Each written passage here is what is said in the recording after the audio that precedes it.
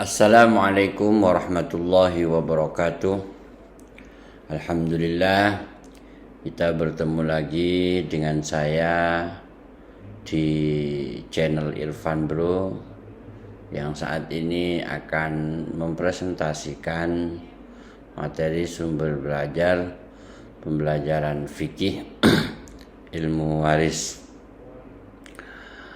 Untuk itu, kepada seluruh yang ingin menyaksikan dan melanjutkan materi ini, mari kita bersama-sama membacakan suratul Fatihah. Semoga dan mudah-mudahan materi pembelajaran fikih ilmu waris ini bisa bermanfaat besar, utamanya bagi diri kami sendiri dan umumnya untuk para siswa-siswi serta siapapun saja yang melihat ataupun mendengarkan daripada materi pembelajaran fikih ilmu waris ini. Ila hadhihi niyyah wa kullu niyatin salihah bi ridwanillahi wa bi syafaati Rasulillah sallallahu alaihi wasallam. Al-Fatihah. A'udzu billahi minasyaitonir rajim. Bismillahirrahmanirrahim. Alhamdulillahi rabbil alamin arrahmanir rahim maliki yaumiddin. Iyyaka na'budu wa iyyaka nasta'in ihdinas siratal mustaqim siratal ladzina an'amta 'alaihim ghairil maghdubi 'alaihim waladdallin. Amin. Oke, selanjutnya bahwa agama kita, agama Islam, sangat menganjurkan kepada seluruh umat manusia agar mempelajari berbagai macam ilmu pengetahuan, yang mana di dalam Al-Quran itu ditandai dengan ayat yang pertama turun, yakni Iqra. Bacalah, Iqra bismi rabbikal ladzi khalaq. Bacalah dengan menyebut nama Tuhanmu. Iqra wa rabbukal akram, dan seterusnya dan seterusnya. Termasuk tidak kalah pentingnya dengan materi ilmu waris ini. Oleh karena itu, mari kita perhatikan bersama-sama apakah yang dimaksud dengan pengertian ilmu waris. Oke, dari segi bahasa, kata mewaris merupakan bentuk jamak daripada kata miras, yang artinya harta yang diwariskan. Jadi kalau menurut istilah adalah ilmu tentang pembagian harta peninggalan setelah seseorang meninggal dunia. Di ilmu yang menjelaskan tentang ini dan itu, tentang beberapa pembagian daripada ahli waris yang ada, ini dijelaskan dalam disiplin ilmu waris. Kemudian ilmu waris itu juga disebut sebagai ilmu faraid. Kenapa kok begitu? Karena membicarakan tentang ketentuan-ketentuan bagian-bagian yang ada dari setiap ahli waris yang ada. Selanjutnya, di dalam waris ini terdapat rukun sebanyak 3. Yang pertama, ada rukun waris, harus adanya waris, yaitu orang yang mendapatkan harta waris. Jadi seseorang berhak mendapatkan warisan karena salah satu dari 3 sebab, yaitu adanya hubungan nasab atau hubungan darah, adanya hubungan pernikahan, dan hubungan wala atau memerdekakan budak. Ini rukun yang pertama. Jadi kalau misalkan rukun ini tidak terpenuhi, jadi kan sulit. Waris, orang yang mendapatkan harta warisan tetapi tidak ada warisannya, maka nanti dalam ketentuannya harta orang yang meninggal dunia itu ketika tidak mempunyai ahli waris akan diberikan kepada Baitul Mal, begitu.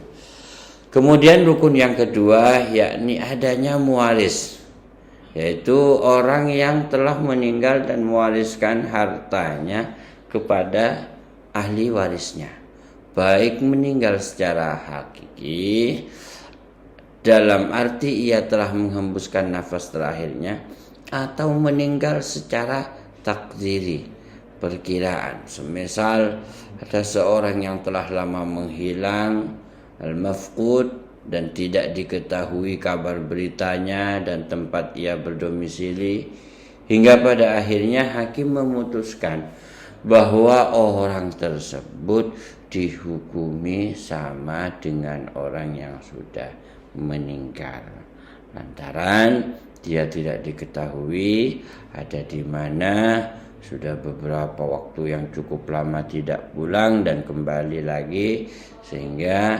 menjadikan keputusan hakim bahwa orang tersebut dihukumi sama seperti orang yang sudah meninggal. Oke. Selanjutnya rukun yang ketiga, maurus, yaitu harta warisan yang siap dibagikan kepada ahli waris. Diambilkan untuk bisa diambilkan sebagian ya dengan kadar yang secukupnya dalam rangka pemeliharaan jenazah, tahjiz al-janazah, pelunasan hutang mayit, dan pelaksanaan wasiat sesuai dengan ketentuan-ketentuan yang ada. Oke, selanjutnya kita akan membicarakan tentang hukum harta warisan. Di dalam ayat suci Al-Quran surah An-Nisa ayat 7, ayat 4, surah An-Nisa ayat 14 ini, wa may ya'sillaha wa rasulahu wa yata'adda hududahu yudkhilhu naran khalidan fiha wa lahu 'adzabun muhin. Dan barang siapa yang mendurhakai Allah dan Rasulnya dan melanggar ketentuan-ketentuannya, maka Allah akan memasukkannya ke dalam neraka sedang ia kekal di dalamnya, dan baginya siksa yang menghinakan.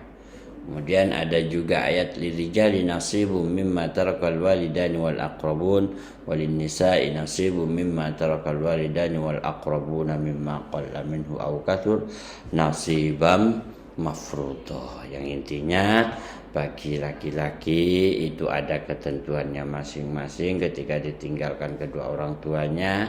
Bagi perempuan juga ada ketentuan pembagiannya masing-masing, bagiannya masing-masing ketika sudah ditinggalkan oleh orang tuanya. Dan bagian besar kecilnya itulah adalah ketentuan Allah. Kemudian Rasulullah sallallahu alaihi wasallam bersabda, qala Rasulullah sallallahu alaihi wasallam, aqsimul mala baina ahli al-faraidi ala kitabillah.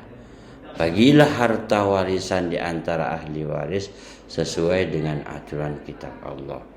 Hadis riwayat Abu Daud dan Ibnu Majah. Oke, selanjutnya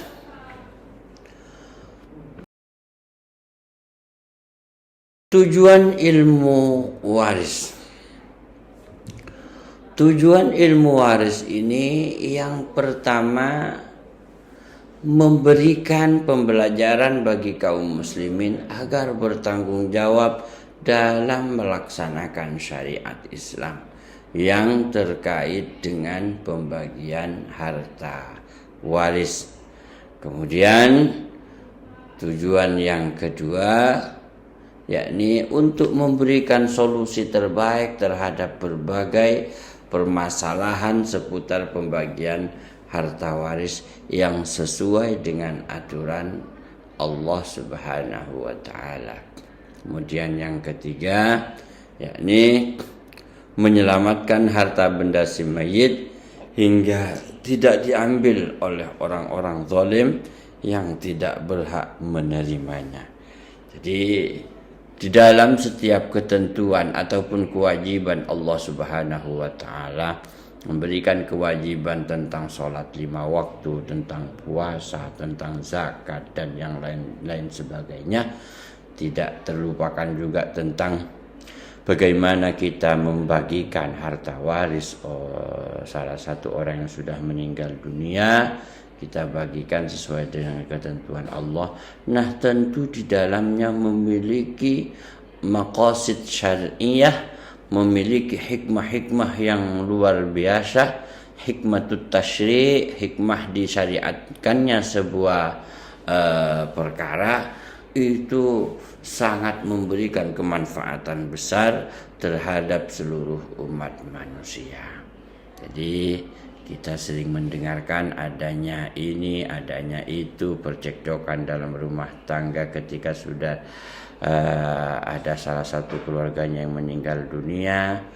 Nah, ini perlu adanya orang-orang yang menengahi bahwa seharusnya sesegera mungkin setelah semuanya selesai, harta yang ditinggalkan itu oleh si mayit segera dibagikan sesuai dengan syariat-syariat Islam, sehingga akan memberikan keberkahan dalam kehidupan keluarganya dan juga memberikan kemanfaatan besar serta menjauhkan dari adanya pertikaian di dalam keluarga. Oke, selanjutnya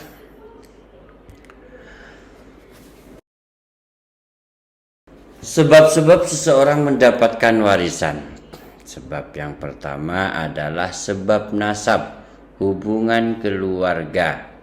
Nasab yang dimaksud di sini adalah nasab hakiki, artinya hubungan darah atau hubungan kerabat, baik dari garis atas maupun leluhur si mayit, ya, garis keturunan maupun hubungan kekerabatan garis menyamping, baik laki-laki maupun perempuan.